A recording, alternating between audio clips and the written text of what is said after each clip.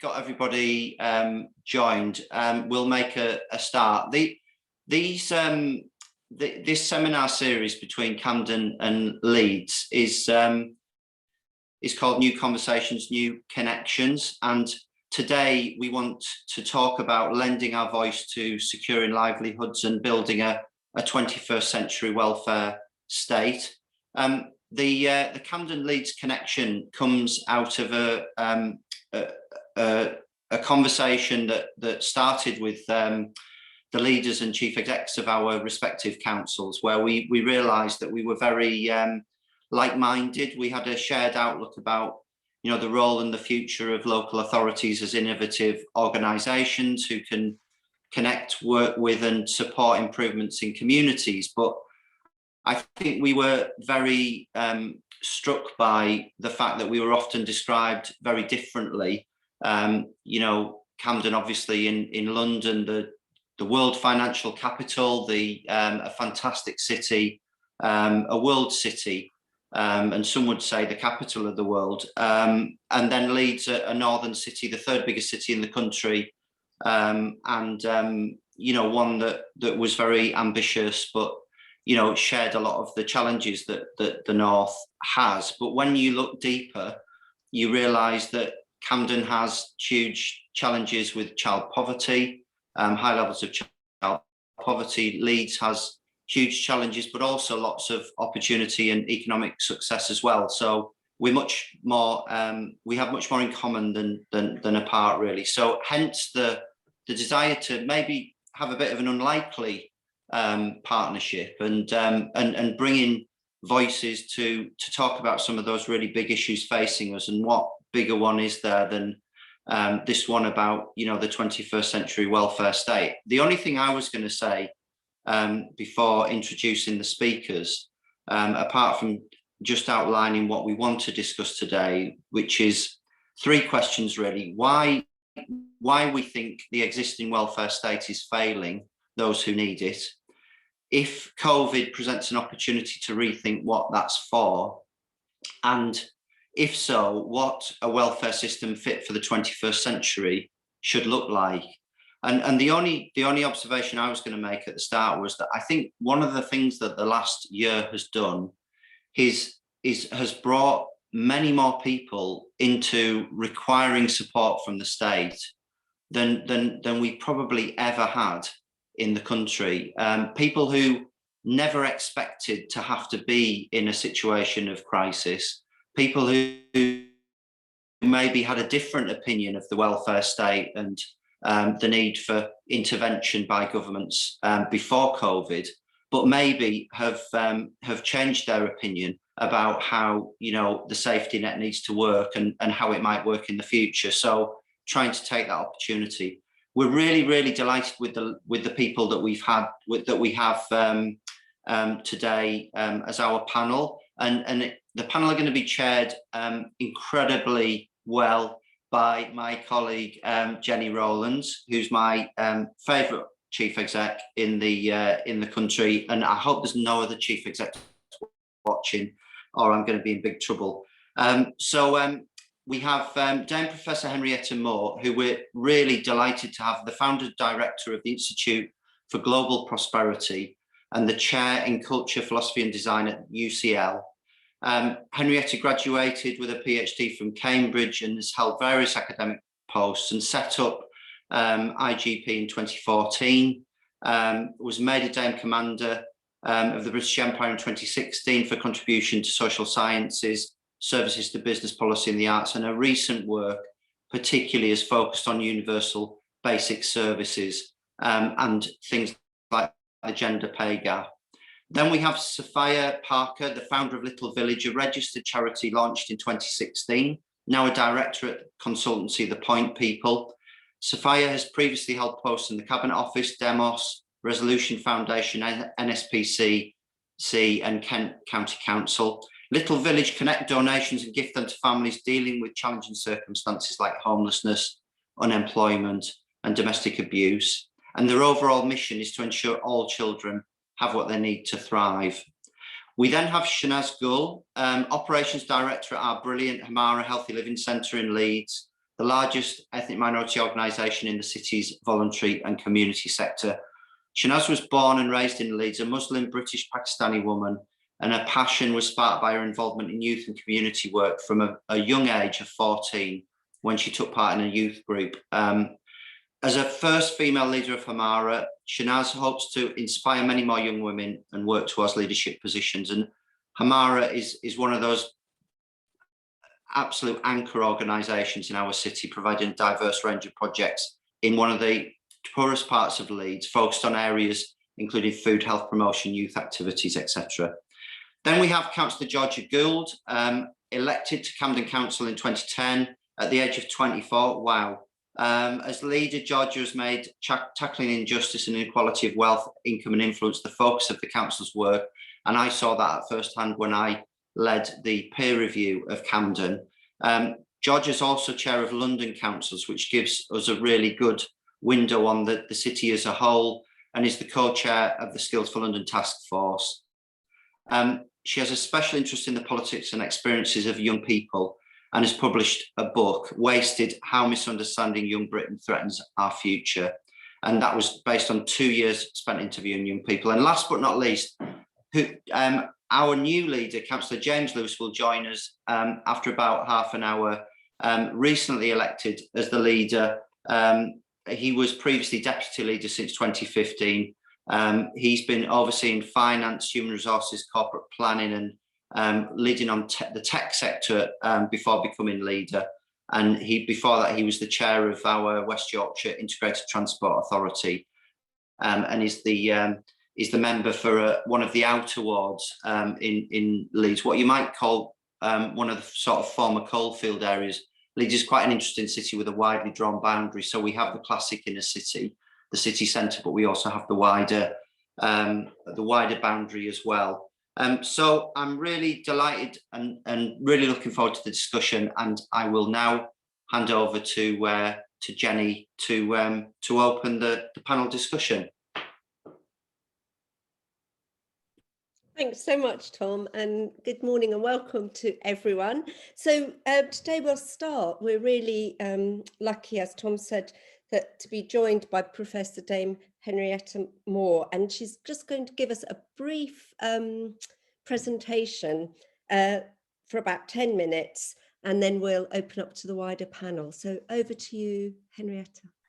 Thank you very much indeed, and thank you, Tom and Jenny, for inviting me. And I'm very pleased to be here.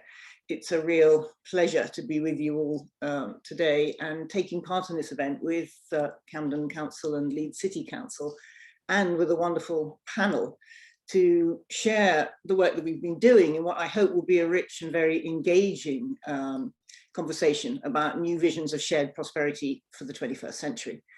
And I'd like to be able to talk with you and to show what it's possible to achieve through bold and alternative and innovative ways of working together. So for those of you who don't know about the IGP, we are an institute, a multidisciplinary institute, primarily concerned with reimagining and redesigning prosperity for the 21st century. We work in the UK and we work globally. And our current thinking is focused on how to repurpose our economy to deliver quality of life, secure livelihoods, and economic and social well-being for people and the planet. And the theme of today's conversation is secure livelihoods. And secure livelihoods is what we believe is the most important driver of prosperity for the UK going forward.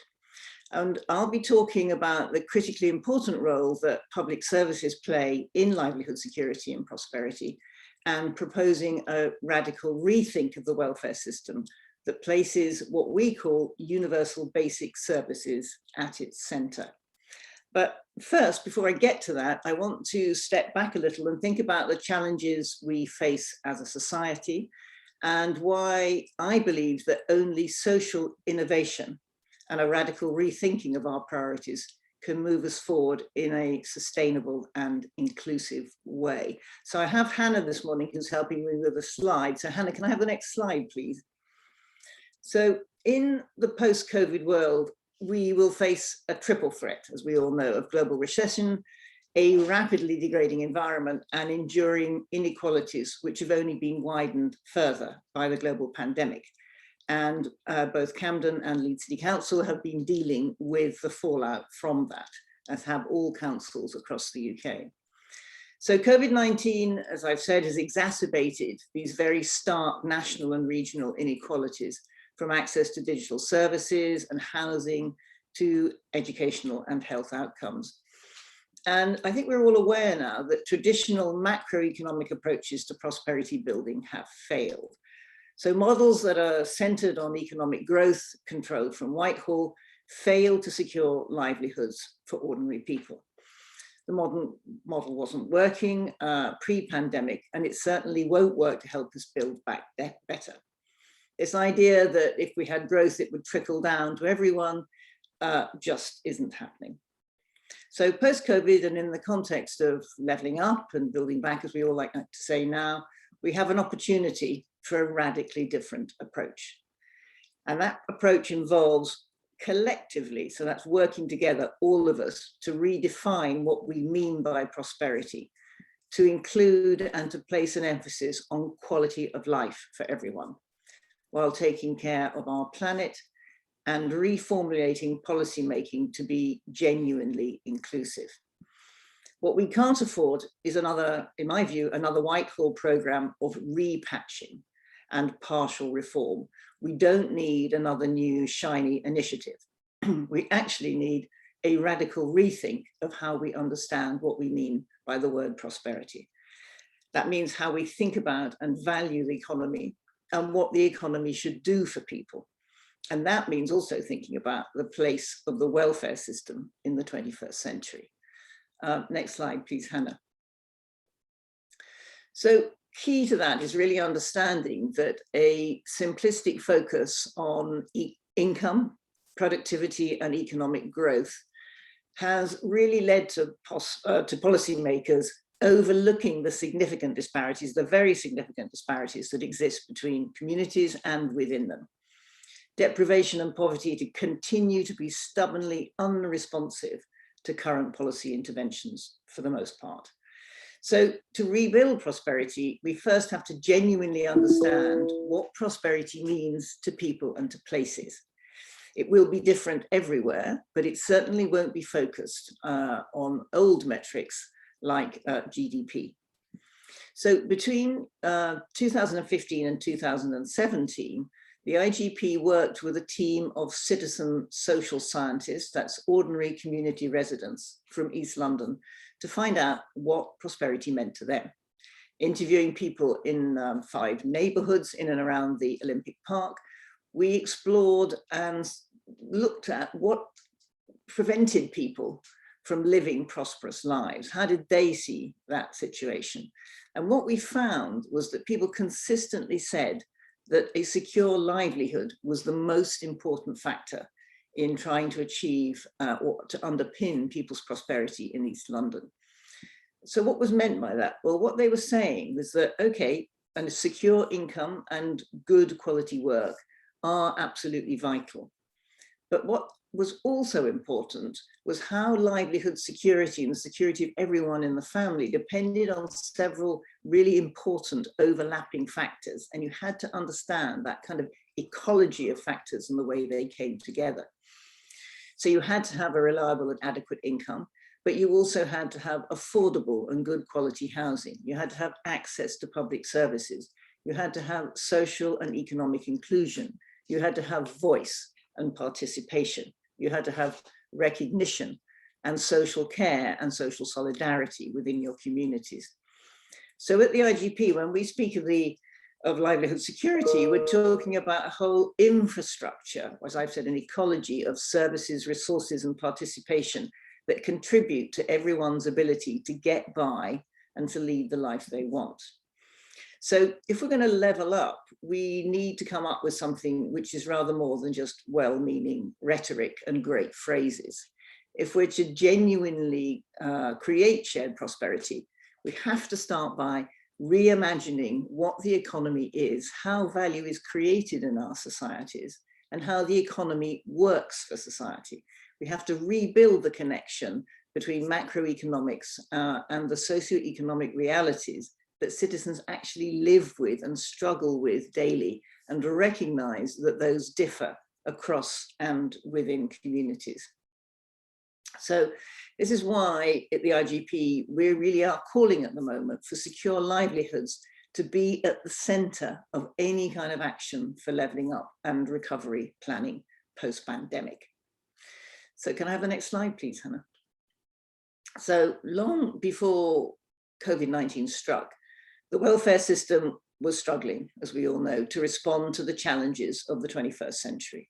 It was struggling to respond to the social care crisis, to the climate emergency, to the unequal impact of new technologies and automation on jobs and wages. And as the pandemic unfolded, the need for a new concept of what we might term universality emerged, one that could effectively approach the problem of social inequalities in a new way and start to underpin this new vision of prosperity that we've talked about.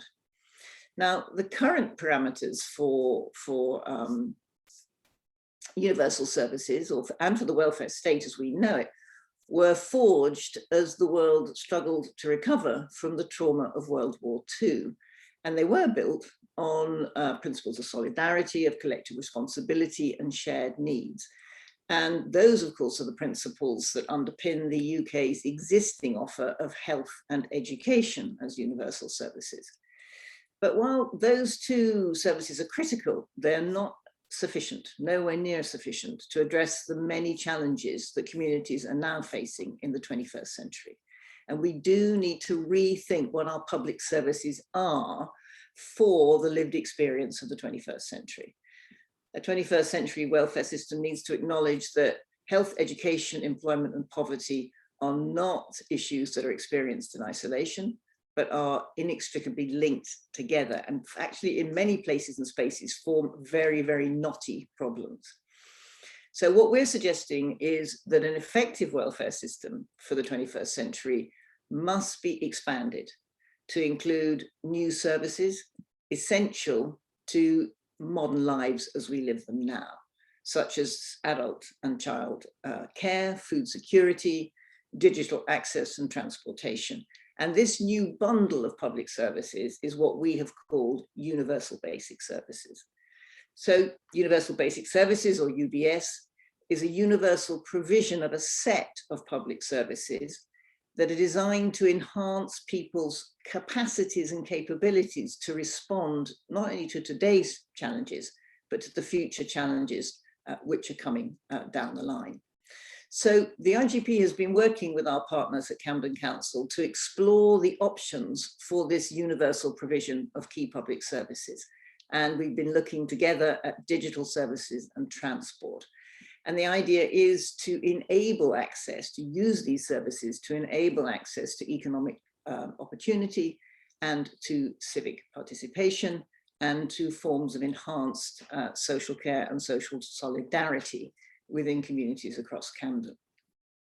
So as part of what's called the Good Work Camden project, we prototyped 2 UBS programs on internet connectivity and transport. And these prototypes demonstrated very well the benefits of a more holistic, connected service offer, showing very positive impacts on mental well-being, access to services, and the ability to look for work. And the results from these experiments, if you like, made it very, very clear that with regard to work, employment support is not enough to help build a secure livelihood. What is required is this set of connected services that enable people to participate in a broader way, both socially and economically. And so that's why I would really like to see local authorities right across the UK and housing providers and other kinds of organisations starting to experiment with universal basic services. Can I have the next slide, please, Hannah? So one of the things we really think is important in this regard is you can't build this new set of public services without people leading on their co-design and leading on the new formulation of policy making. The people whose prosperity you're aiming to improve have to be involved in that policy making. That's a very clear understanding. And so what the IGP has done is we've pioneered the development of the UK's first citizen-led prosperity index. That's a new way of defining and measuring and acting to create shared prosperity. Because if policymakers don't know what shared prosperity means for those people whose quality of life they are trying to enhance, then it's surely inevitable that they will miss the mark. Now, the Prosperity Index is based on the theory, and it's not really a theory, it's a practice, that new kinds of shared knowledge help us to drive social innovation and real change at the local level through new collaborations, through better policy, through more effective outcomes, and through increased trust and capacity. So Hannah, can you show the next slide, which is an image of the Prosperity Index for East London? So what we found in our work, right across the 5 boroughs that we've been working in East London, is that the Prosperity Index allows us to drive real change. It creates shared knowledge that allows citizens, local government, businesses, and community organizations to collaborate, to make decisions, to trial radical new approaches, and to rapidly evaluate change.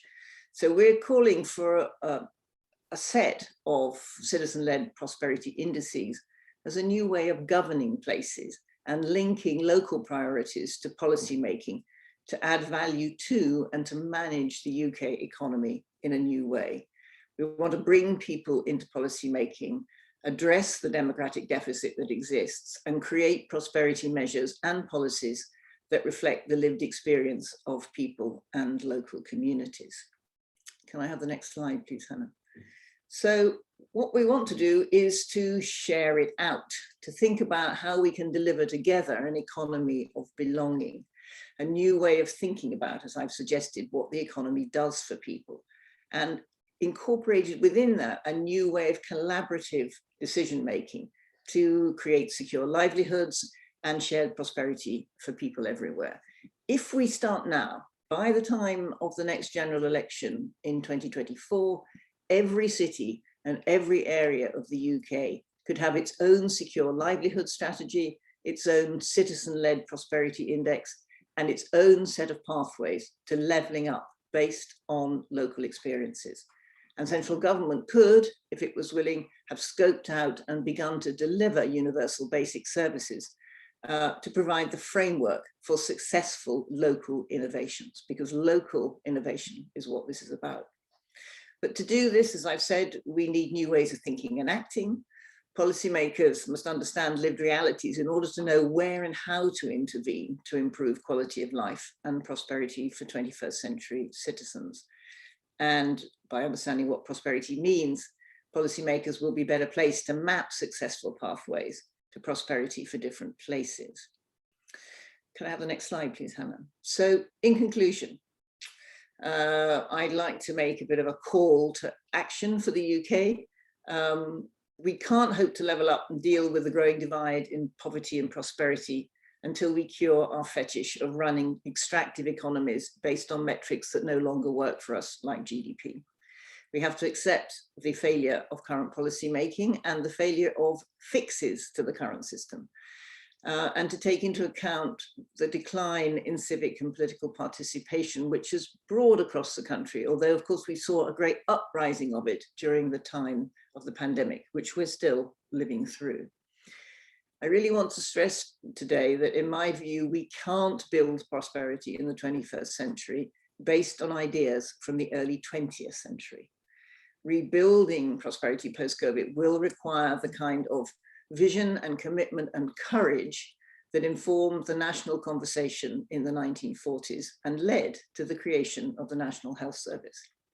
But it will only work if combined with this redefined understanding of the prosperity we want based on quality of life, combined with a concerted effort to address social connection and cohesion, and a reworking of participatory democracy that creates a sense of civic responsibility and partnership between citizens and policymakers, which I know is at the heart of the work that Camden Council and Leeds City Council are already doing.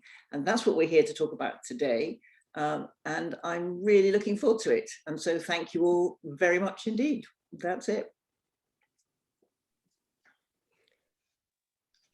Professor Henrietta, thank you so much. I think there's nothing better for us than a national call to action on a Thursday morning to get us thinking. I mean, I know as a chief exec in a local authority, I think one of the really big challenges to us as local authorities is for us to look at how we need to radically change, really to meet what we talk about the exceptional mobilization of communities during the pandemic as well.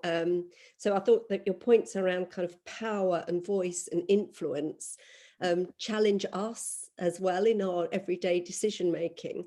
Our panels, what we're going to do is actually hear from a couple of our panel, really more from the community perspective, and then we'll come to Georgia. So Shanaz, would you like to perhaps start us off with your experiences in Leeds around the Hamara Healthy Living Centre?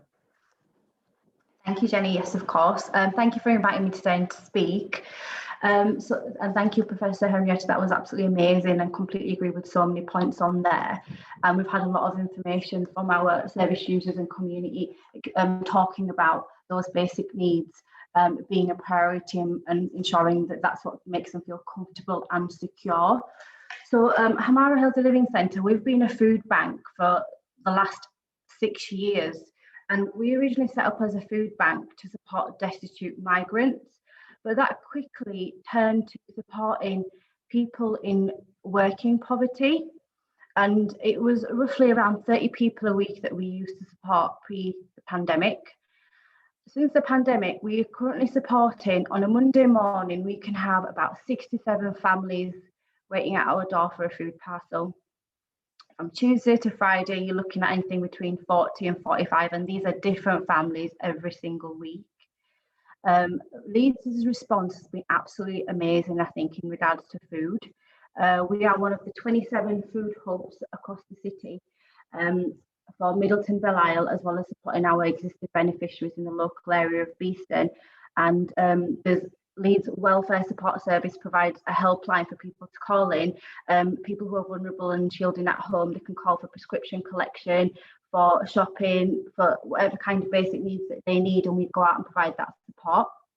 In addition to this, since May last year, we've been a cultural hub for the city, providing culturally appropriate food.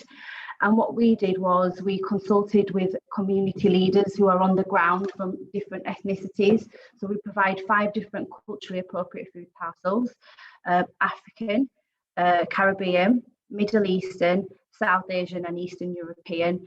And this is a provision that wasn't available prior to recognising this need, and was working collaboratively with the City Council to get this provision out across the city. We're currently working with 25 organisations who access this service, and they collect weekly anything between 30 and 60 parcels each per organisation. So that's way over 1,000 families that we're supporting per week. And we've had to, and it's not just the basic need of food, the feedback that we've had in regards to the welfare system is inaccessible, it's not inclusive, it's really, really difficult to navigate the system.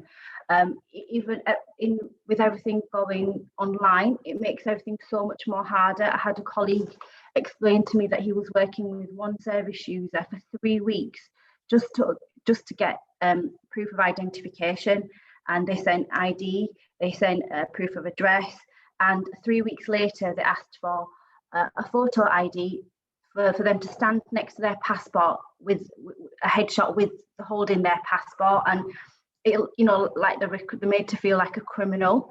And this individual was working prior to the pandemic, who lost their job, and this is their first experience of having to access and navigate the welfare system. Communities are struggling. I think it's an immense amount of pressure on the council, on VCS organisations, and being able to navigate the system, to make a system so difficult when you need to support so many people as well. The process is a lot longer than what it should be. We are a massive advocate of the 5 Ways to Wellbeing model. So in addition to supporting people navigate the welfare system and making sure that they get the benefits they need, we are really keen on building their resilience, and we recognise that health and wellbeing is key. So all of our services at the minute are online, so youth, health, older people, we do education, employment, training, enterprise. It has been really, really difficult to meet people face to face because of the current pandemic, so it's been extremely difficult. So we've had to think of new innovative ways to build that engagement, and the key to that is building trust and a relationship with that individual. And if you can't do that in the current climate, how are we supposed to deliver that support? How are we supposed to help our communities get out of this welfare system that makes them stay in the situation? It doesn't help them to come out of it currently. So the feedback that I've had from my team, that it's not inclusive, it excludes the most vulnerable. Our communities have multiple complex needs. They don't know how to claim, and they don't know what they're entitled to. A lot of individuals are in fear of not being able to get work and part-time work. It's not feasible for them to come off benefits to go for part-time work, that they don't know if it's going to be long-term or not. A lot of our beneficiaries work cash in hand and are paid under minimum wage and really exploited because they can't cover their rent, their basic food and their bills. So we have, as a city, have been working really, I think we've been very forward thinking and working innovatively and working collaboratively with other VCSs. We've created hubs where we meet weekly, we discuss what the issues are, we share resources and we speak to one another to overcome those barriers and tackle it head on collectively. And I think the city has worked really restoratively to provide high support with high challenge and looking at what our assets are across the city and supporting one another. We've seen lots of new communities of interest come in, forming their own CICs because they feel let down by their system. They feel like they need to set up their own organisation and deliver the service that they feel that their communities need. They know their needs, they know their culture, they know their barriers, they know best how to deliver that support. And us as key anchors and more experienced organisations need to support these smaller organisations to support their communities. Thank you. Oh, Shanaz, thank you for that. I should have said we've got plenty of time at the end for questions from people listening in. So do send your questions in through the Q&A opportunity because we are raising a lot of thought-provoking ideas as we work with our panelists. So I'm going to move to Sapphire now from Little Village, just to give us a kind of Camden perspective of what's been happening and her observations. Sapphire. Thank you so much, and it's such a pleasure to be here. We love Little Village. We love working in Camden. We also work across the whole of London, but Camden is our favourite borough to work with. Don't tell anyone else. And it's brilliant to hear Professor Moore's presentation, and there's so much of what you said there that I was kind of nodding away at and agreeing with, and I think you really managed to kind of frame this discussion so well that we can't really think about the welfare state or services without understanding its purpose. And I think that purpose is fundamentally changing from, you know, where we were in the 1940s to where we are now. That actually, you know, it's not about growth and a rising tide lifting all boats. It's about thinking about what does thriving look like where no one is left behind, and where prosperity is framed in a way that looks after our planet as well as our people. So I think there's a fundamental shift of purpose. Anyway, so I set up Little Village in 2016, and we are like a food bank, but for baby clothes and toys and equipment. As you can probably guess from the name, for us it's always been about much more than handing stuff out, important though that is. So we talk about the items that we give out, they're all donated by other members of the community. We talk about them as gifts given with love from one family to another. And really what we're trying to do with Little Village is build an infrastructure, a social infrastructure that enables families to help one another. Because we think, particularly when you have a small child, the sense of solidarity and the connection with other families is very high. The sense of this is a really difficult, challenging time is one that is shared, and the desire for all of us to help each other and give every child the best possible start in life is strong. So really that's what we're trying to do with this village, as well as the donations and the kits that we give out, and we do give out a lot. We've given out about £5 million worth of stuff over the last 5 years to over 11,000 children. As well as that, we really are working hard to build community. We've got very active volunteer pool and also to, I guess, raise the profile around child poverty in order to increase the pressure to actually treat this as the national disaster that I really think it is now. I think what's very clear from where I'm sitting and the work that we do at Little Village is that, you know, the welfare state in its current form has not been designed with modern life in mind. It is built on a foundation of unpaid female work, care work, and that is not where we are now. If you look at poverty now, in many cases, the second earner in a family, mainly the women, their salaries, their wages are the difference between a family being in poverty and a family staying afloat. Families need a second income at the moment to stay afloat. We might think it might be better for parents to stay at home and raise their children. I'm not sort of getting into that, but all I'm saying is that actually what we see at Little Village is many families coming and struggling because they simply can't get the hours that they need to stay afloat when they have a young child at home, and childcare is expensive, non-existent, too hard to come by. So I think there is a real problem we've got here, that, you know, the welfare state was not designed to cope with family structures as they are now, nor is it designed to cope with the way jobs are now. So many of the families we support are in, you know, what you might call the gig economy. Many of them are, as Shanaz was saying, cash in hand. It's very, very informal work, labour market, where insecurity is a defining feature.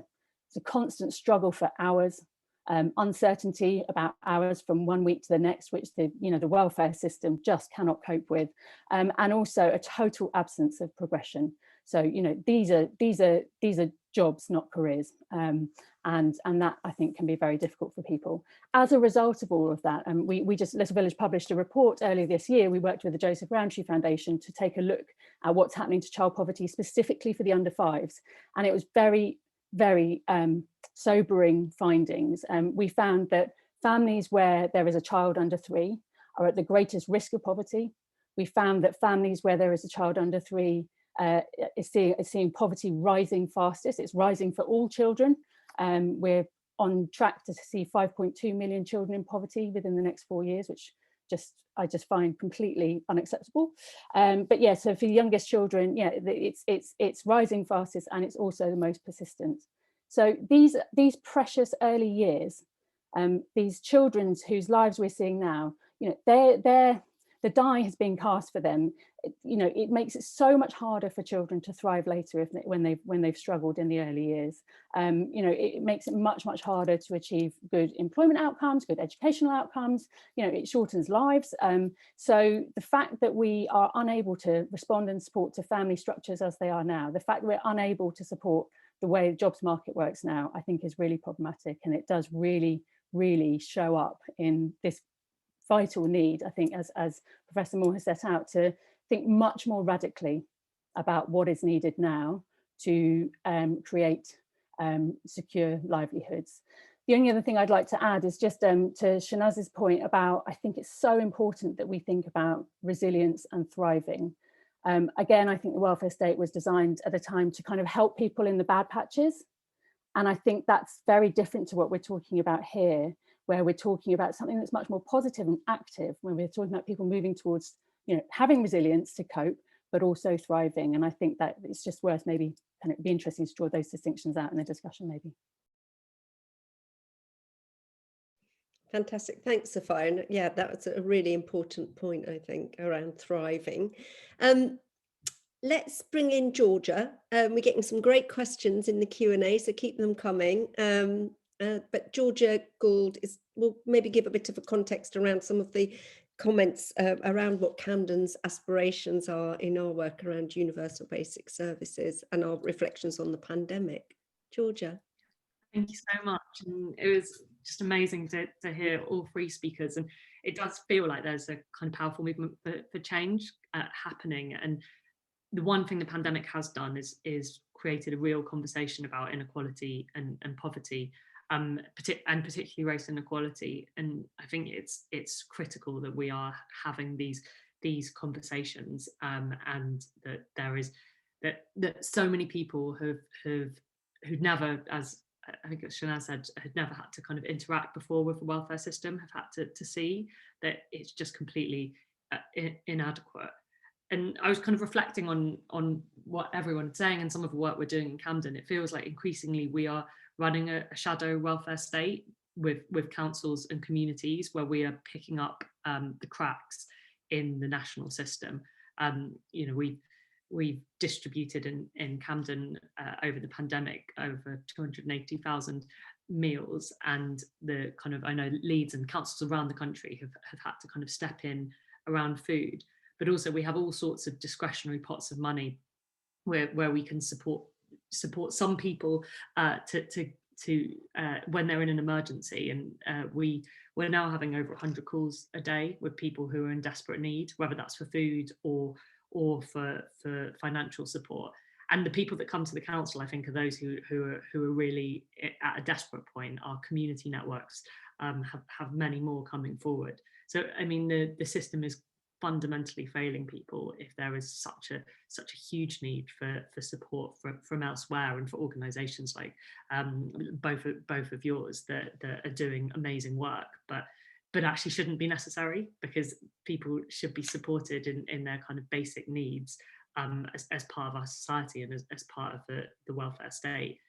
And I think that the other thing we hear kind of time and time again is how difficult it is to really interact with a welfare state. And I think, Shanaz, you talked about this, how dehumanizing it can feel.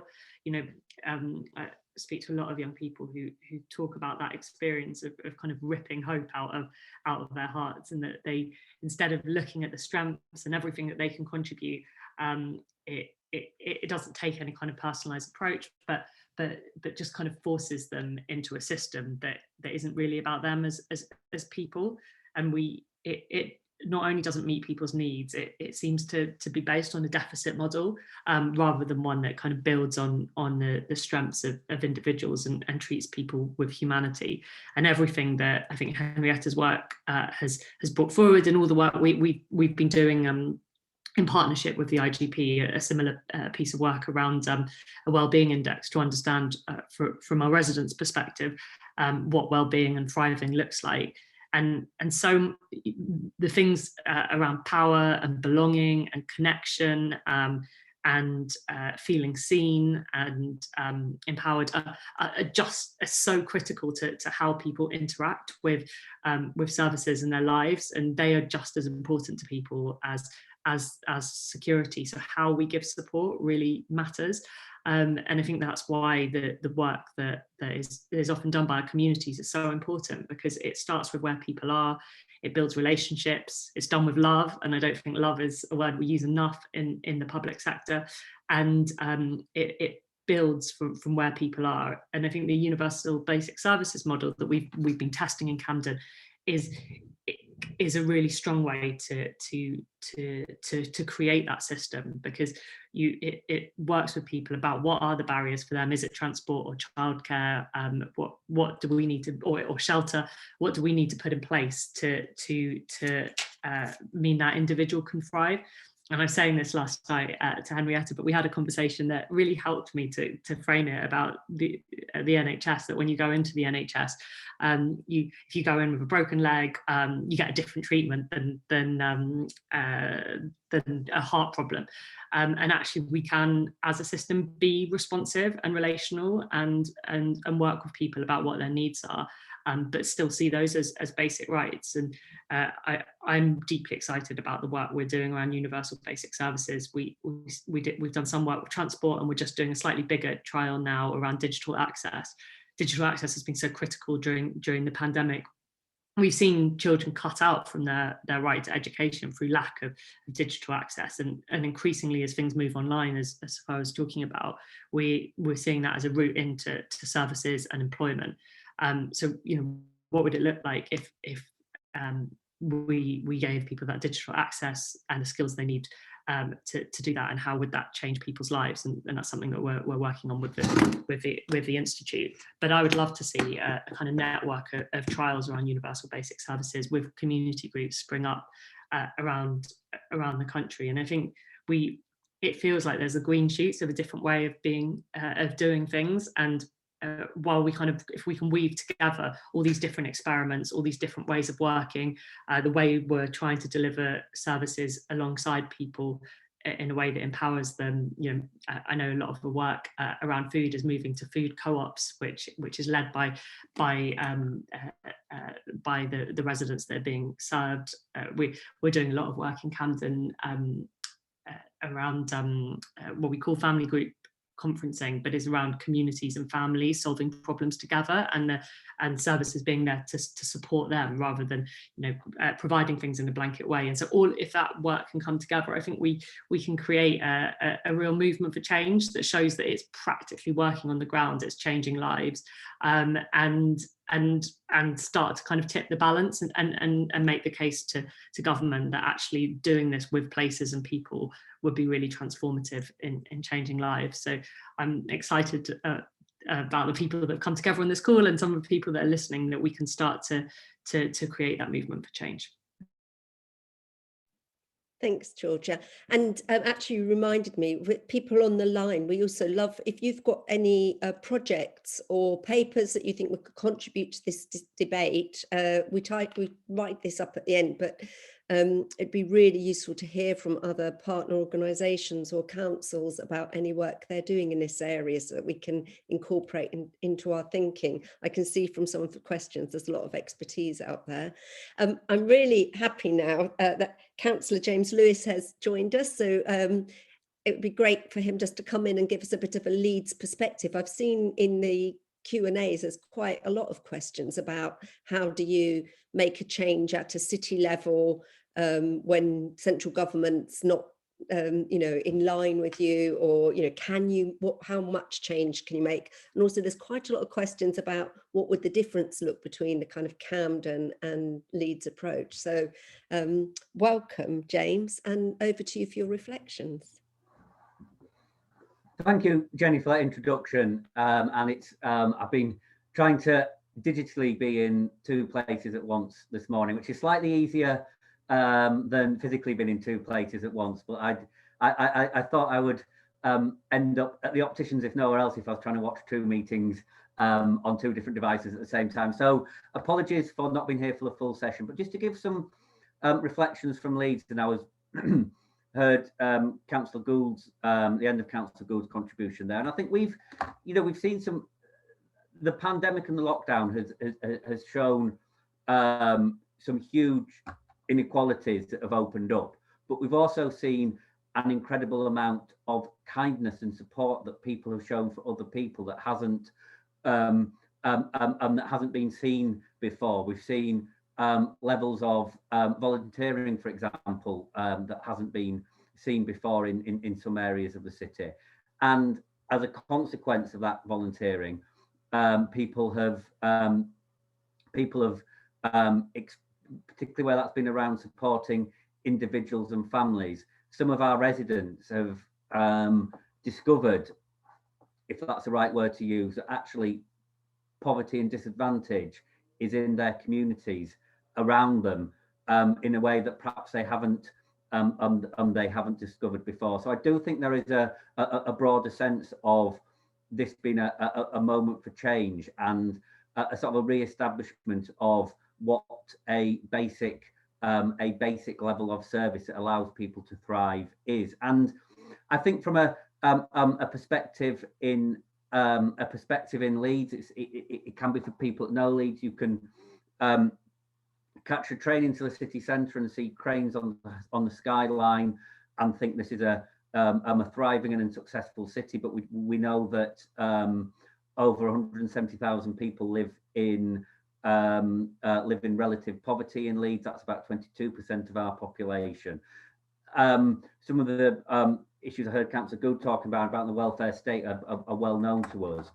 Also on a city level, and being geographically the second largest council in the country, we see on a sort of sub-district level, when you look at some of our communities, we've seen some incredible disadvantage that is exposed.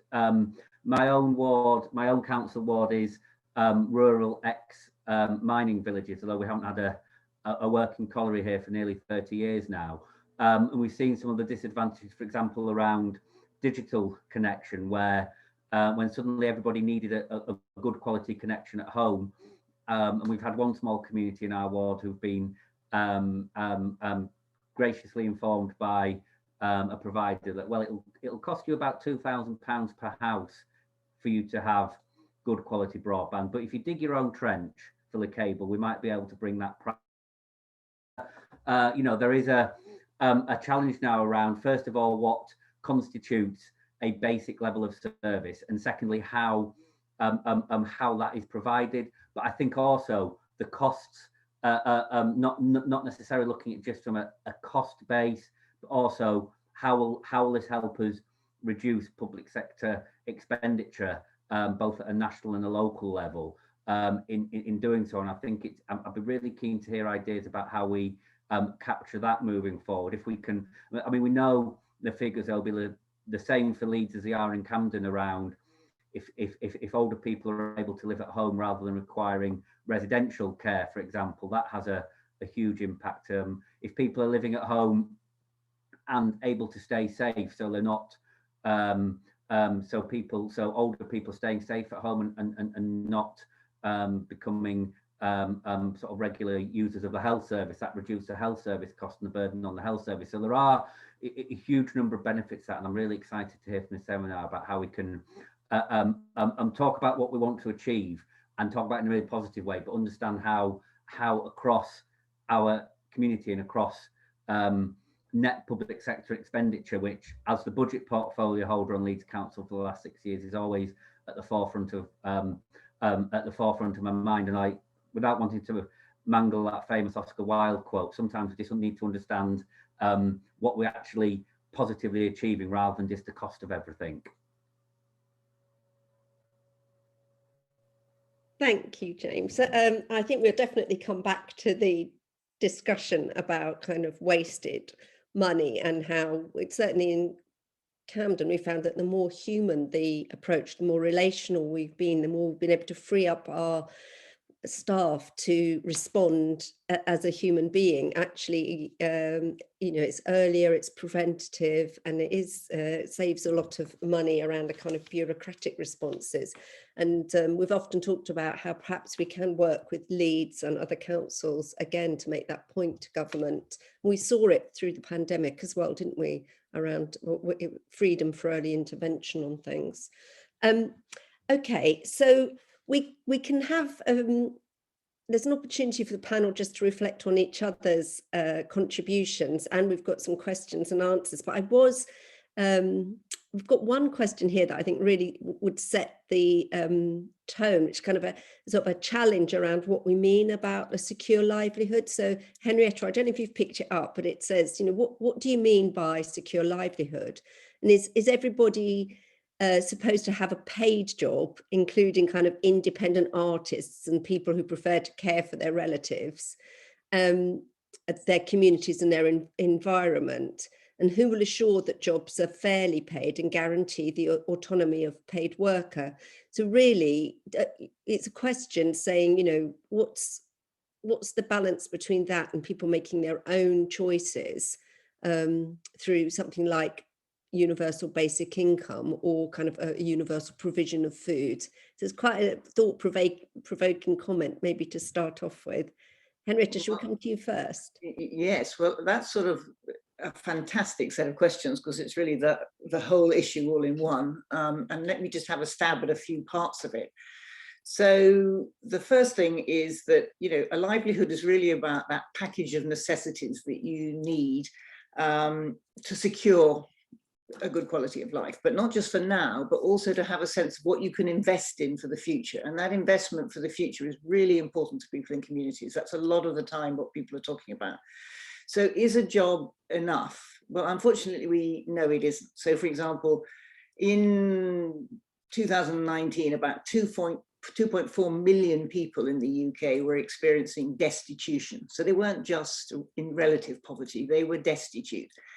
And 1 in 7 of those people who experienced destitution was in paid work. So one of the things we see when we do the work around the UK in the IGP is that there's a huge amount of in-work poverty. I mean, there's a huge amount of people who are not working, but there's exactly what Hamara was talking about, right? The Hamara situation, sorry, what Shanaz was talking about. The Hamara situation is that, you know, people don't know from one moment to the next what's happening, whether they're getting a job, whether they're getting some work or they're not getting some work. Some people have 3 jobs and they still can't keep themselves and their families going. So to have a livelihood means all the things that you need to bring together. So a lot of that is about good quality affordable housing. It's also about voice, about recognition, those are the things that Georgia was talking about. So it's everything that you have to have. So just imagining if you had a job is enough. A job isn't enough. But not everybody will have a job or wants to have a formal employed job. So we do have artists, we have lots of other people who want to do things in communities and they need to be supported too. But I think it's a mistake to imagine that there's some radical disagreement between universal basic income and universal basic services. My view is that the bottom 10% of the UK population are in such desperation, they just need money. Stop testing them and give them the money. That's my view about that. So we can talk more about that in a minute. But the real problem here is not just the bottom 10%, the poorest people in the UK. So it's the bottom 40% of people in the UK who no longer feel that their livelihoods are secure. They feel they're living under precarious circumstances. And for that, we have to understand that we need to provide the things that people cannot provide for themselves. Green spaces, good healthcare, good education, digital provision. You look at the situation that the Councillor Lewis was talking about, dig your own trench, right? So we know very well in the UK that there are only certain people who are told to dig their own trench, other people are never told to do that, right? So I think the situation we have here is that we have to recognize that we're talking here about tailoring. I think Sophia said it very well. We're living in changed circumstances, and when things change, we have to respond to them. We have to move to support our families and communities in new ways. And what we're doing as we meet here today and in having these conversations is actually talking together about what we think will work. And the thing that really impressed me about Little Village and Hamara is that already we have things in our communities right across the UK that are already moving towards these universal basic services type initiatives. They understand that this is what's needed, right? They're already delivering. So what we need to do is to work out how to add value to these fantastic things that are going on, how to, you know, bring them together and add value to them, I think. So it's not about reinventing things completely in that sense, but it is about thinking about the system we have completely differently and valuing these fantastic assets we already have in our communities. Thank you, Henrietta. Do come in, panel, with any comments or reflections. I'll jump in. I think, I mean, it's a great question. And I mean, I would echo what Professor Moore's just said about, I think some of the issues and challenges that people are facing that we see at Little Village would be eliminated by simply putting more money in people's pockets. We're in a situation now where, you know, particularly for men, wages have stagnated for at least a decade, certainly not keeping up with the cost of living. And in the report we produced earlier this year, I was just checking the figures. For a couple with 2 children under 5, the median income after housing costs in London is £626. For that equivalent family in poverty, they would actually normally be living on £248. The difference is really shocking. That's just between the median and the actual income that families are living on. So there is a really fundamental point, whatever your views on universal basic income or not, about putting money in people's pockets. That has not been happening, and it is causing suffering. I think universal basic income, it's one of those ideas. I think we just need to try it in the same way that we're trying universal basic services and like some of the work that's happening around that in Camden. I think we're at the point now where I think we're kind of in this transitional stage, aren't we? We sort of know there's so many things that aren't working. There's so many things that have been revealed to be broken. We don't exactly know what the answers are. And when I think you're in that situation, one of the things I found myself saying a lot to the team, when in fog, hold hands. Right, so we've got to advance, inch forward together, holding hands. We've got to try some new stuff. We've got to try it without necessarily knowing it's going to work. And I feel very much with universal basic income, this is one of these trials we need to start trying out in local areas in this country. I know there've been trials around the world, but let's give it a go here and see what happens. What's the worst that could happen? It's not great right now, let's face it. And the only other thing I'd add then as well is that one of the things that I've really learned so much about from our work with Little Village is that the stuff absolutely matters. The pressure we're able to take off family budgets by providing them with the kit, it's about 1,500 quid's worth of kit we're providing to families with newborn babies.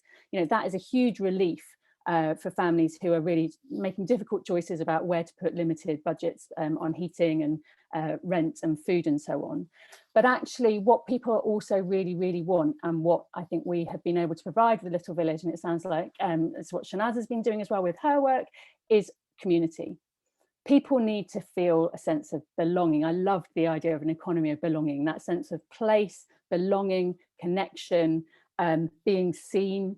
One of our values is love. We train all of our volunteers in how to connect with people coming through the door as fellow human beings. And, I think we cannot underestimate just how important that stuff is to a sense of security as well as the income. It's both. Jenny, can I just jump in for a second again? Just wanted to follow up on what Sophia was saying. One of the very important things about universal basic services is exactly the point she's made, and it's what we call the social wage element of it, right? So these are families on very, very constrained budgets. And here, if you're providing free transport, if you're providing free digital services, if you're providing food, if you're providing housing, we've costed all of these things in the IGP and looked at all of the models. If you're providing childcare and social care. So what that means is that anything you do have, anything you do earn, you retain more of it, right?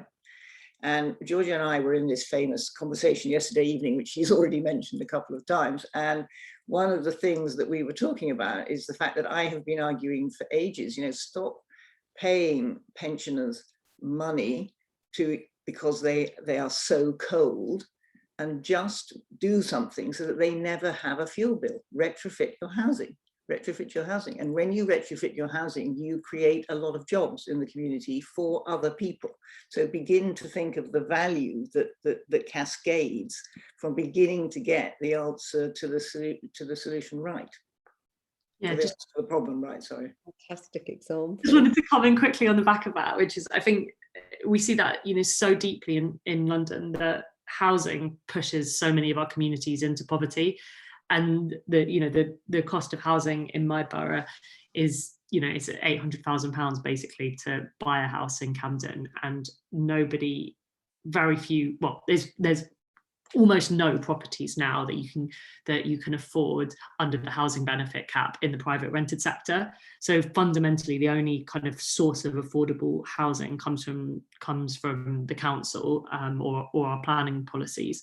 And that is the big driver of poverty in London. So in London, I think it's 63% before the pandemic of people who were in work poverty. And they were fundamentally in work poverty because they can't afford the cost of housing and of childcare, which are the two kind of biggest expenses. And that is what, that's what pushes people into food poverty and fuel poverty and the kind of other poverty we talk about as distinct, but fundamentally it's just people's income don't meet their cost of living. So I think that, it's why it's so important that we make these basic services, as we talk about them, affordable for people, because it increases their income. But I think the pandemic has also shown the way that our whole understanding of employment isn't fit for purpose. So there are millions of people who were cut out from economic support because of their employment status. The way they were self-employed meant that they weren't able to access it, and universal universal credit is really bad at dealing with people with fluctuating incomes. And I think, you know, some of the kind of landmark cases we've seen this week around Uber and how we treat self-employment and the rights that we give people, and the basic rights are really critical. So I think, you know, as well as this conversation, I think the employment rights, pushing living wage, and having much better employment rights for people who are self-employed is a kind of another kind of important pillar of how we work on this. Thanks, Georgia. Shanaz, were you coming in? I think you were going to come in. Yeah, definitely.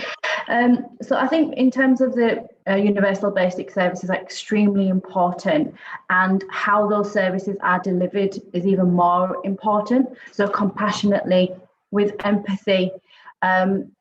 We've been, the feedback we've been given, really cold. It's means tested, really, really difficult to claim. So it's really, really important that I think organisations like ourselves are inundated to deliver support because of the way that we deliver. We think family, we work restoratively, and just referring back to those 5 ways to well-being, one of them is giving. It's really good for your well-being, makes you feel good about yourself. It increases your confidence, your self-esteem, because you're giving something back. You feel better about yourself to do that. So belonging, like Sophia mentioned, is extremely important. And it's reasons why people become groomed, they get radicalised, because they are looking for that sense of belonging. And if we can provide that in our community settings, it's a step up. So universal basic services are extremely important, as well as the universal basic income. If we can give the security of having the service and the support there, having that income of being able to pay myself for my bills, my rent, my food, that as well builds confidence in the individual. By us just paying everything and providing the service, we're not increasing budgeting skills, we're not empowering individuals to manage their own money and give them the choice of where they want to spend it and spend it sensibly. You know, it's our responsibility in the community to be able to provide that support to individuals. And then, you know, the system, the welfare system makes the individuals be stuck in there, because say, for example, if your gas cooker's broken, your fridge is out, you're going to have to take a payday loan. How am I supposed to pay that back if I don't have the income? We have a lot of individuals who are in a lot of financial debt that need support. So for me, I feel like we need a combination of both, as the service as well as the income. Thank you for that. I've got a couple of questions that sort of follow on a bit from that. I think they're particularly probably for you and Sapphire, and then perhaps Georgia and James can give the kind of counter response. It's about, so it says it says, we know that community networks play a critical role in securing people's livelihoods. How can the public sector work together with informal and formal community activity to create an effective system? So how can we work together whilst maintaining the strength of the different cultures to help that you find in the community-led activity? So I think they're asking us, how do we do this well? And I think it was to your point and earlier Sapphire's point about one of the problems with the welfare state is it assumes sort of a homogenous group of people that you're responding to, and Georgia mentioned as well, you know, that the health service is able to respond more personally. So whoever wants to come in, I don't know if Shanaz, you want to kick off on that, but yeah, I think services, a lot of services lack providing that wraparound service and support. So if someone's come for you for support, and if you can't provide, if you recognise another need, another complex need, we need to signpost and refer. It's really, really important that we work collaboratively and provide that wraparound service. So the council has many, many directories. If you're calling up one service, and if you recognise, you need to have that conversation, build that trust, recognise where the individual is at, and people who are working in these services need to be trained to be able to pick up those kind of key skills of where they can recognise what additional support might be needed, ask those key indicating questions and build that rapport and that relationship, build that trust empathetically and compassionately, to be able to refer and signpost to other directories and other teams and other departments, so that we are providing that wraparound service and thinking family, working family. So we're providing support to the whole family and working holistically and not just dealing with that one issue, because you can waste a lot of time by making that individual, referring them to another line, and they have to go through the whole situation all over again. It's traumatic to say it once. Why make the individual say it again and again and again? Provide that support, provide that wraparound service, make that referral, speak to your colleague in the different team and say, I've been working with this individual, I've picked this, this and this. Can you support with this? Can you refer them on to here? We need to work collaboratively and collectively to make the systems work. We can't do it alone. Hear, hear. Yeah, no, I just couldn't agree more. One of the things we describe our work as, we set out to be a kind of first line of defence, which is not a role that Little Village does alone. We do it together with all the other frontline organisations and grassroots organisations and cooperatives and everything that we're working with. And, you know, one of the beautiful things about working in Camden, we're based in a community centre in the south of the borough, STCA, the Summerstown Community Association, and actually between all of the work they do and the wealth of support and community services they offer, and then what we're able part of a network, a safety net, you might even call it, but you know, that is there to provide that infrastructure for the community to support one another, to look out for one another. So I think that is so important. But I also just wanted to say something. I mean, I think it's a great question that came in, and that kind of question of how does kind of public sector and how do public services work with community groups. I think one of the things I've been thinking about in preparation for this morning is that, you know, there is a bit of a risk when we talk about services. I think we need to get really clear. I think there's something quite implicit in what Professor Moore was talking about and what we're discussing here. A particular kind of service, a service that is very embedded, very local. Actually, though, I just want to take us back. Services have not escaped the creeping hand of the market. And you know, actually, in my, you know, I've worked in and around this stuff for 20 years. You know, the relationship between public sector and charities 20 years ago is very, very different to what it is now. Now there's a kind of commissioning relationship. You know, as a voluntary sector organisation, you're sort of having to prove that you can hit certain KPIs and targets. It's sort of like, you know, efficiency is the name of the game. This is not the route by which we're going to build human-centred services. And so I think we need to kind of say, you know, let's just be careful. Not all services are the same. If you think about the food and the free school meal stuff that Marcus Rashford kicked off on Twitter, you know, that was a service, you know, but look at what the result was. Children being sent, you know, cucumbers and carrots are being cut in half. So there's something about the way in which services are delivered which is really important here. And I think part of this discussion, implicit in it, is an idea that when we talk about services, they need to mutualise. They need to provide value locally through meaningful, well-paid employment. They need to provide a sense of place and opportunity for belonging, and that we kind of take out these very extended and distant sort of supply chains that are part of what many services are today.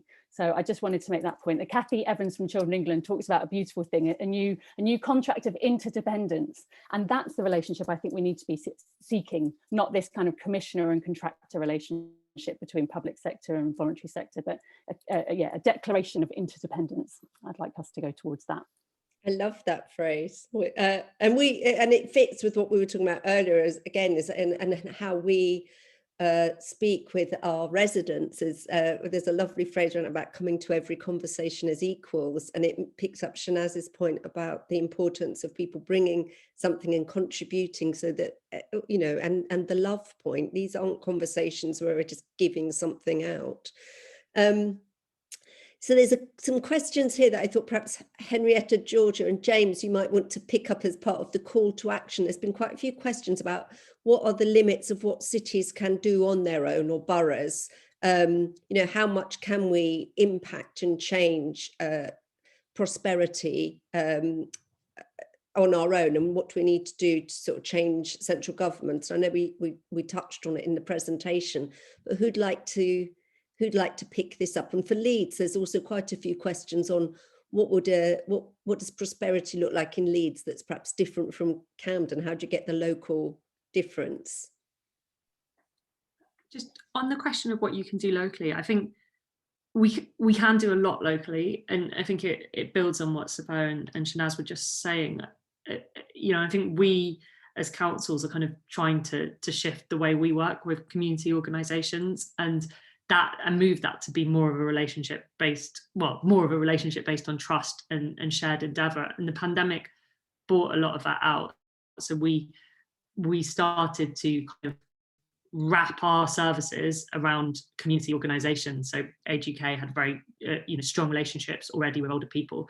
We provided staff, redeployed staff from other areas, transport to support and add more kind of logistics to the trust and relationships they had with older people, which meant we were able to deliver much more quicker. And I think we were having this exact conversation with some of our partners yesterday. I can see Sarah's in the chat and she was there, and it was talking about exactly this challenge about how we as a council use our resource to kind of to add more value to the local links and relationships that are being built up, and the work we can do around data and ensuring that kind of we're equity and recognizing need, but investing in those organizations that have the best relationships and ensuring that they're joined up.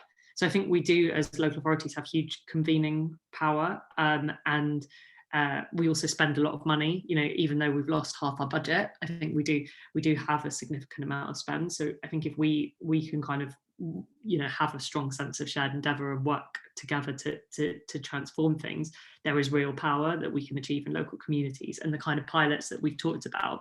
But we can't solve all of this because there's just not enough resource in the system, even if we do combine all of the health and other resources, which would make a real shift. So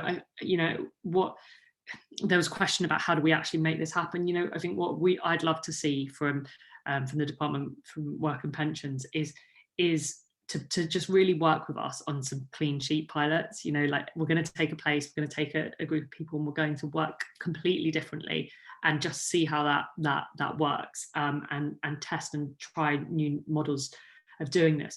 And actually this pandemic and the issues around social isolation are a perfect opportunity to do that, because what we're seeing is people are not able to self-isolate because of precarity, because they are scared that if they're not at work for 2 weeks, they will lose their jobs, and they will not be able to get work back, and they won't be able to feed their children or make ends meet. And so we are seeing the public health crisis exacerbated by this kind of poverty. So even us really working together on what a kind of inclusive social isolation kind of package of support would be could start to be the kind of green shoots of something new. So that would be my plea, to just try it, to trust us a bit, try something that's a bit different, which rather than sees people as trying to trick you or as a problem, to see them as people with strengths that you trust, and see if that has a completely different result, because I'm absolutely certain it will. Great, we're getting some volunteers for pilot work in the chat box as well, which is brilliant. James, did you want to come in? Yeah, thank you, Jenny. I think the question I'd like to address is, what does prosperity in Leeds look like compared with East London? And I think, to me, the answer to that is probably very similar, actually. It is about giving people a safe home and the opportunity to thrive. And we may start from, in lots of different areas, we may start from a different point as a English regional city and suburbs and outlying areas, to part of London, which is a alpha global city. I can't think of a different way of describing it. However, I think the fundamentals of how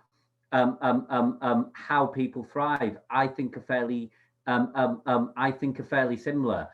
Like I say, we may be at a different starting point on some of those. A big thing for me is access to access to jobs and what transport options we give people to have access to jobs. I'd love a London-style 24-hour bus network that means that people are able to accept jobs and are not limited by a public transport system that might only run from 7 in the morning till 10 at night, and things like that. But like I say, that's I use that as an illustration of where we start from a different point. I don't think the end point we want to get to are that different, and I think this is the strength of the work with Georgia and Camden, is around sort of understanding actually to make this work. And there's always the accusation that gets thrown at the public sector around we're providing a postcode lottery or there's favoured areas or things like that. Is being able to do that, being able to do this in a genuinely universal way. But like I say, I think that the end points are probably going to be the same, and that's that for me will be my answer to that question. Thank you, James. And I wondered, Henrietta, I know we're doing that thing where we're getting close to the end, but it's a perfect point at the beginning. We talked about us all developing our secure livelihood strategy and this kind of call to action. And in the chat bar, people are saying, how do we get this started and what do we do? So I didn't know if you wanted to have a last word on what needs to happen and what we should all, our call to action. Okay, well, okay. So first of all, we are getting it started. We've started in Camden. We're going to be doing a Camden-wide Prosperity Index very soon. A second one coming in Newham in London very soon after that. We'd love to do one in Leeds. We're going to do one, we're talking to Liverpool about doing one, and also to Glasgow and so on. So in other words, I think the important point that that Councillor Lewis made was that there are many things that are shared, but there are also very many things that are different. And I think that Shanaz made that point very well at the beginning. People have complex and multiple needs. And we need to understand, in an economy of belonging approach, we need to understand that people's history is important to them. Where they've been, where they've come from, where they want to go is part of that story. And you can't ignore that. So when you talk to people about the good life, you have to understand you're talking about diverse versions of the good life. And those need to be not just respected, but built upon. Right? Diversity is our great strength in this regard, but there does also need to be issues around equity of provision and so on. And these are things which we need to discuss and work out. That's why experimentation is so important. But for example, provision of transport is absolutely crucial. People refusing to, not able to go for an interview for a job because they can't afford the transport to get there, right? Many people paying a huge amount of the money they earn on transport every day, going backwards and forwards from their job. Terrible figures on mental health and mental stress from the distances that people have to travel. Impossible circumstances for our nurses in London, traveling an hour and 3/4 in the morning and an hour and 3/4 back at night to deliver care that we all need to have. So we have a fundamentally broken system where we don't seem to be able to, we have the values, we all have these values. The question is, how can we begin sharing them? So first thing is, have these conversations. Second thing is, experiment locally.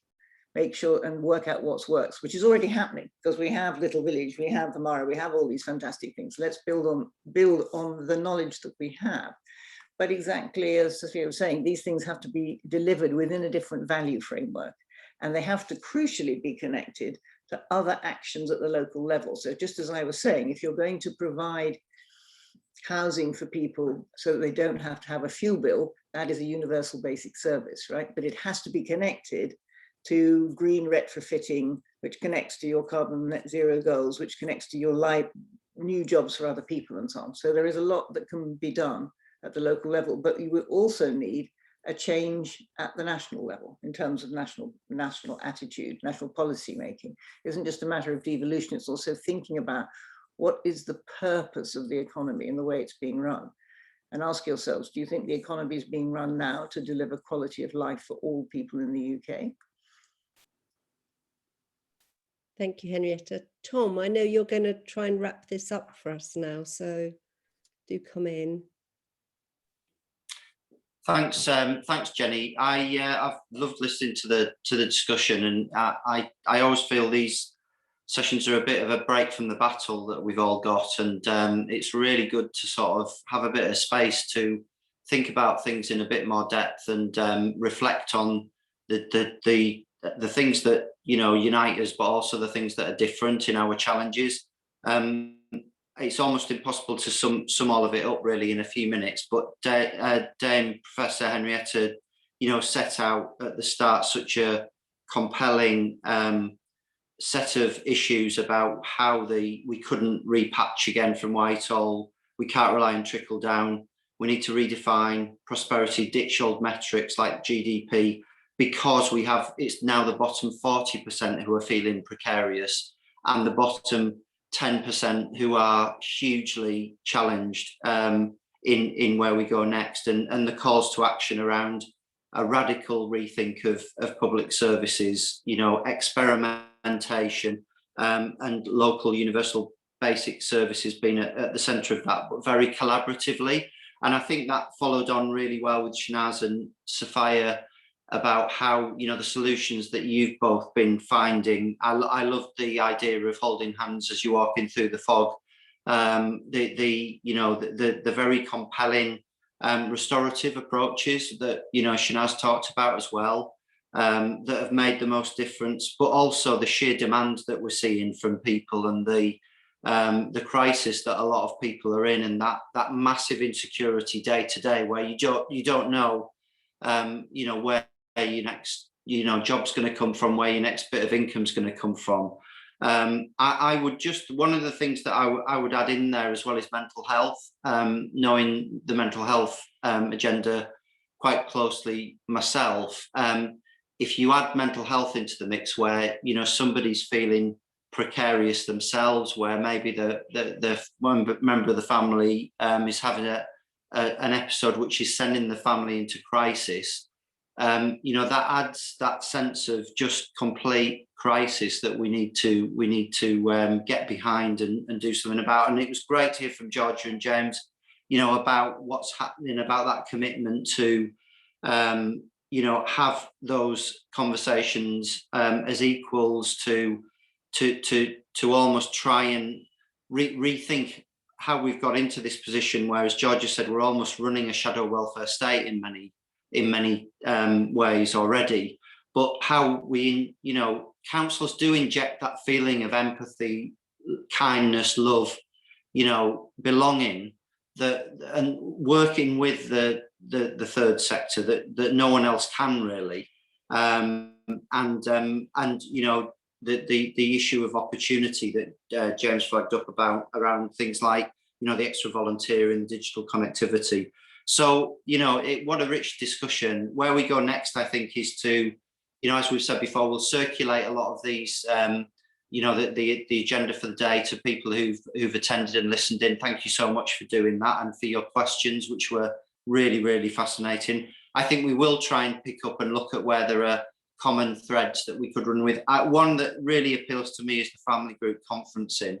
If you don't know about that work, it's basically, you know, rather than, someone once described it to me as, you know, you used to go in as a family in crisis, and it'd be like an away match at a sports event, a football match, where there'd be 10 people who were professionals and 2 of you, and you flip that round to being about, it's 10 members of the family and 1 professional, and it's how can the family, you know, sort some of their own problems out themselves on their terms in a very, you know, sort of equal way. But equally, what can the state do to help, if you like? What can we do to help? And if we could add in housing, you know, food, support on food, you know, these wider wraparound of services to those conversations, that is our way in to these families on their terms in a very restorative way. So thank you once again for